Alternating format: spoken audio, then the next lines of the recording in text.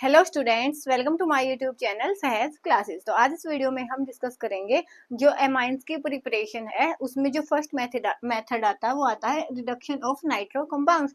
तो आज इस वीडियो में हम डिस्कस करेंगे रिडक्शन ऑफ नाइट्रो कंपाउंड। तो देखो वन बाय वन इसके 6 मेथड हैं, उनको वन बाय वन हम एक एक वीडियो में डिस्कस करेंगे। तो यहाँ पे देखो रिडक्शन का मतलब क्या होता है, पहले हम रिडक्शन का मतलब समझे।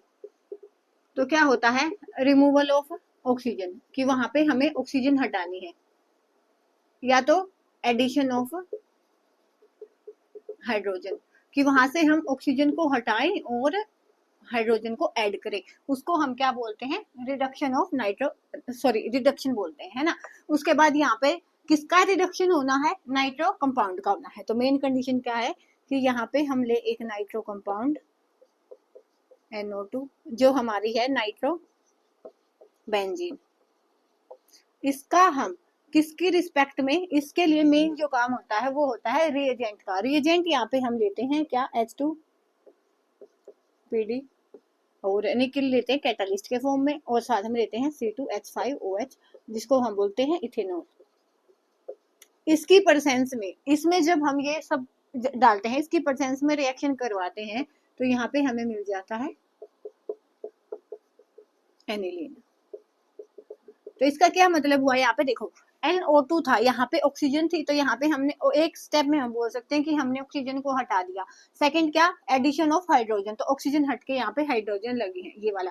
तो इसके मैकेनिज्म पे जाने की आपको नीड नहीं है, क्योंकि इसका मैकेनिज्म है वो कहीं भी नहीं पूछा जाता। तो आपको ये पता होना चाहिए कि ये वाली कैटालिस्ट डालने से ये होता है, ठीक है। उसके बाद देखो ये वाले कैटालिस्ट है, हम सब जगह पढ़ते हैं तो हमें पता लग जाता है कि ये वाला चीज देखते ही कि इसका रिडक्शन होना है। इसी के साथ एक जो कैटालिस्ट आता है वो आता है, देखो जब हम नाइट्रोबेंजीन रिएजेंट हम सेम लें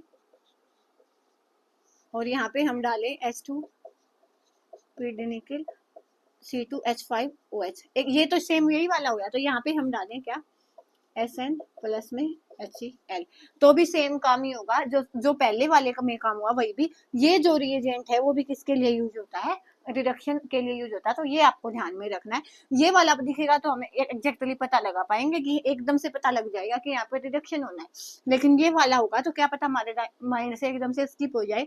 तो ये वाला जो रिएजेंट है वो भी किस में काम आता है, रिडक्शन ऑफ एमाइन में, NH2, ठीक है। तो यहाँ पे भी हमें क्या मिलेगा, एनिलीन मिलेगा in presence of ethanol alcohol.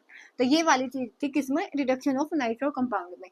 अब जब एक्सपेरिमेंटली देखा गया ना, तो जो सबसे बेस्ट मेथड था रिडक्शन का वो वहां पे क्या यूज किया गया, Fe प्लस HCl, इसको Fe स्क्रैप बोल सकते हो आप, और ये हो गया हमारा हाइड्रोक्लोरिक एसिड। तो इसमें क्या था, जब हमने नाइट्रोबेंजीन में क्या मिलाया, Fe plus HCl in presence of C2H5OH। तो ये वाला जो मेथड है रिडक्शन के लिए सबसे बेस्ट मेथड माना गया। क्यों, क्योंकि देखो यहाँ पे जब Fe और HCl की रिएक्शन होगी तो यहाँ पे हमें क्या मिलेगा, FeCl2 प्लस में H2, उसके बाद आप इसको बैलेंस कर सकते हो, हाँ ऐसे ही। तो उसमें क्या होता है फर्दर, जो यहाँ पे हमें ये FeCl2 मिलेगा, जब इसका आगे हाइड्रोलाइसिस होगा, H3O हाइड्रोलाइसिस होगा, तो यहाँ पे हमें क्या मिलेगा, FeOH प्लस में HCl।